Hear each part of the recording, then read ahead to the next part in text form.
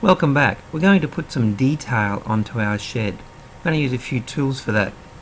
Tools that we're mainly going to use are the pencil tool. We'll use the offset tool. And we're going to use the tape tool, tape measure tool. And we're also going to use inferencing that does automatically.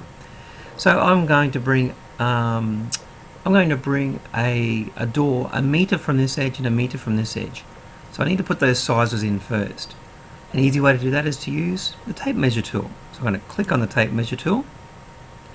It's asking me, okay, from what line now do you want to measure from? So I'm going to say I want to measure from this line here, click, and I'm going to drag it across. You see the vertical line now, the one that's going up and down? That's the line that I want to place on the front surface of my shed so I can draw on it. Now I want that 1 meter. Now 1 meter was 1,000 millimeters. Oh, that's too far. I've changed my mind. I'm going to go half a meter. So that's 500 millimeters. Enter. And it automatically now set that at 500 millimeters for me. I can come to this one, the same thing. Click, drag it across, type in 500, and it automatically set that at 500 for me. So those two lines are now 500 millimeters away from the edge. Fantastic. I'm now going to draw where my door goes. So I use my pencil. I come across to the bottom. I let it snap to that intersection. You see the intersection? Snap. And I start drawing vertically on that line. Now I want to get it the right height, so I'm going to leave it sit here for a couple of seconds. When I bring that back, you'll see the red line. That's inferring that same height. I can click to snap it to position. Now it's coming across the red height. Click and back down. And you'll see that that door has been drawn in, with the height of the door being inferred to the same height as the edge of my shed. Fantastic. Doors generally don't look like that. Doors generally are pushed in a little bit. So let's just go and get my push pull tool. Push pull tool, click on it here, pushed in a little bit. I'm going to push it in 50 mil. Okay, so I have a little door sitting inside my shed now. Fantastic.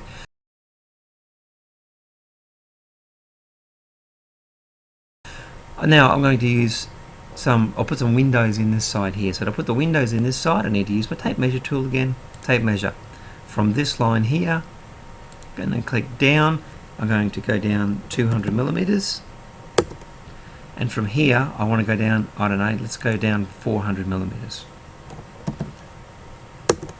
So now I've got two lines that I can draw a window on.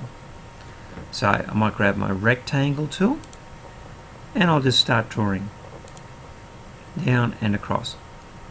Now,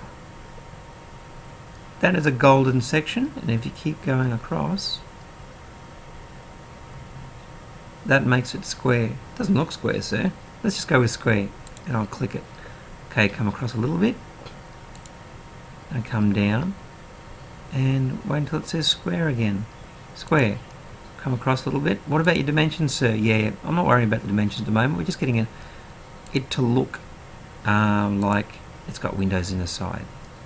And square. I'll just zoom in using the scroll on my mouse. Again, I'm not really worried about the dimensions. You could go and do the dimensions if you wanted to. I'm just trying to do this really quickly. Square. Now, I said that each one of these is square. They don't look square. But if I go and look at that side of the shed, here it is. That side of the shed, click, look at that, they're all square now. It's because we were looking at it in perspective that it looked weird. Alright. And I'll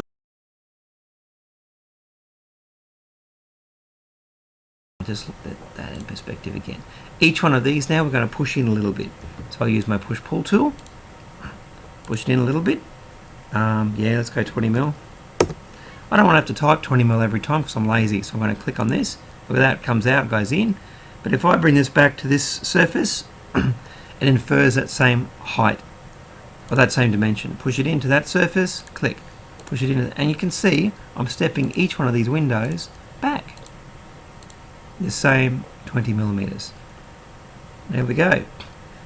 So to clean it up, I just use my eraser and I rub out all of those construction lines.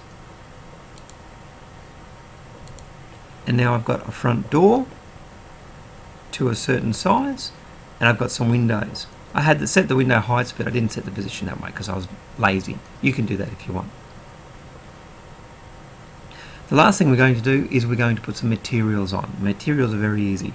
I look for my paint bucket. Here is a paint bucket here. There's one there too. Same button. Click on my paint bucket. Now that my paint bucket's here, I can actually go into materials and I can select some different materials.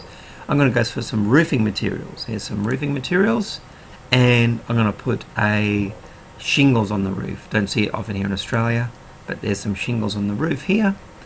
I might come down to some metal materials, and let's go for a corrugated wall and a front corrugated wall, and maybe this here, we might change it to something different. Let's put a timber door on it, shall we? There we go, there's a timber door. So there I have a basic sheet. Oh, I nearly forgot the windows. Windows, there's translucent. Yeah, we'll use translucent. So just a blue. I can then click on my windows, and the cool thing about this is you can actually see inside the shed. Look at that, through the window. Fantastic. And there you have a basic shed with materials applied.